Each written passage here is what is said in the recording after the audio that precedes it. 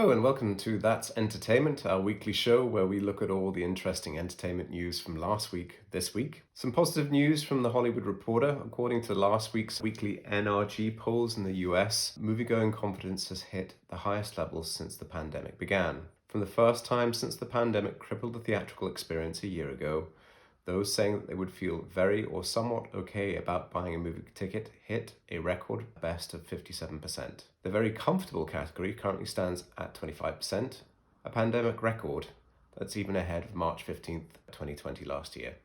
Among those who say they have received at least one dose of the COVID-19 vaccine, 61% are somewhat comfortable, while 39% are very comfortable. 61% believe movie theaters are very or somewhat safe, a new pandemic record, and 48% of consumers are aware of whether their local cinemas are open, a jump of 6% or more from a week ago.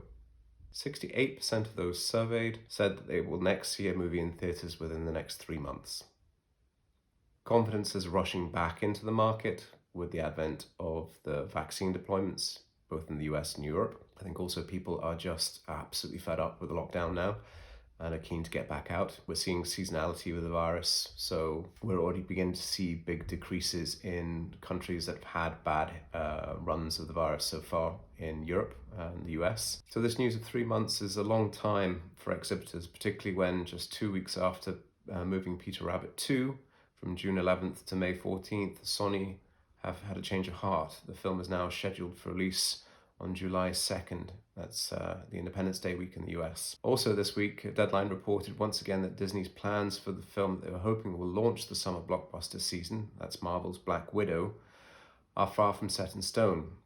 Regarding the film's proposed May 7th exclusive theatrical release, Disney CEO Bob Chapek said the studio plans for the movie will be a last-minute decision, obviously trying to maintain as much flexibility as possible in the run-up to such an important launch. He's quoted as saying, "We love the theatrical experience. We think it's important for building our franchise. At the same time, we don't think it's the only way to do it. We'll see what happens over the next couple of months. So much is changing.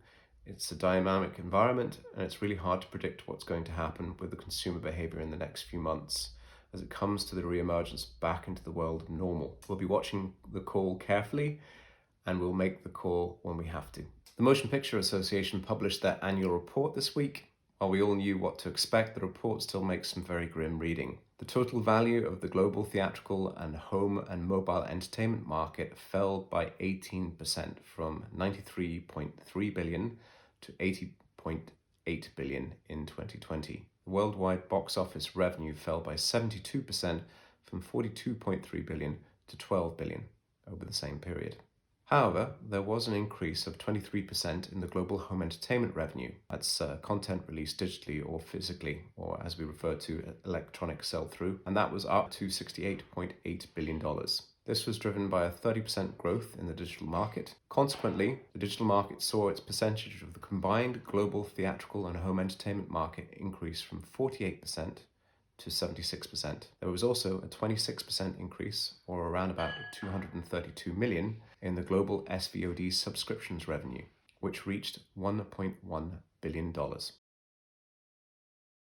With studios taking in a significantly larger proportion of revenue from VOD transactions, that's rentals and sales, when compared to theatrical, and taking all of the revenue from their own streaming services, it's easy to understand why they are currently so focused on their own direct-to-consumer offerings, no doubt at the ultimate expense of the theatrical market. Consequently, the streamers' insatiable appetite for exclusive content continues. Here are some of the latest news that we had about some very interesting releases coming up. HBO seem more determined than ever to turn Game of Thrones into a true franchise of their own, and there are now 6 spin-off shows in various stages of development. The Better Place and Bridesmaids star Maya Rudolph will headline her own comedy show for Apple TV, who have also signed their first-look deal with Natalie Portman.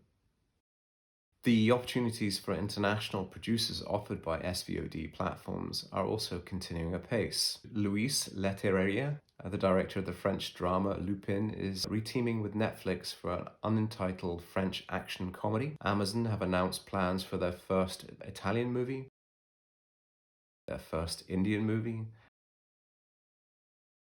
and their first UK drama series to film entirely in Scotland.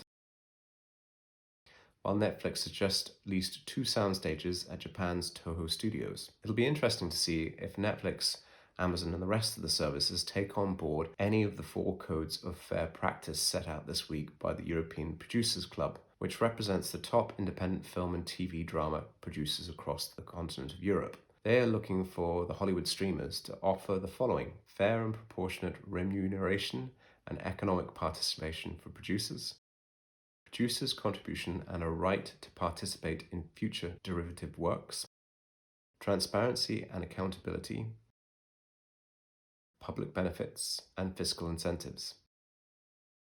If the new studios in the future are Amazon, Netflix, Hulu, and Disney Plus, then we're going to need some new standards to be put into the market. Right now, there is zero transparency when any producers' films hit these platforms, and we're going to have to think carefully about what success looks like. I had a conversation last week with someone who worked within the home entertainment sphere for Fox, and their reporting was largely driven off theatrical, so far to the point where they could actually plot a film's success based on its box office numbers to almost a 99 or 95% degree of accuracy. Of course, there were always some strange loopholes thrown in there, like Borat, for instance, where no one really knew how to plan for that film. But in this new light, if nothing's coming back out in the market in terms of signal, we're going to have no opportunity to figure out what the correct pricing for content should be. It'll just be down to the demands on the various locations and the studio holdings throughout the world. They become more hotly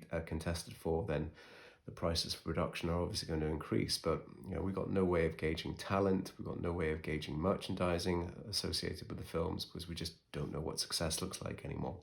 I think this is a good step, but I think the European Union, particularly Creative Europe, should be making a bigger stride to getting some kind of accountability out of the major platforms going forwards, because Europe is the Silicon Valley of storytelling. Please feel free to like, subscribe, and comment. Remember that we post this show both to LinkedIn and to YouTube. We'll be back soon. Goodbye.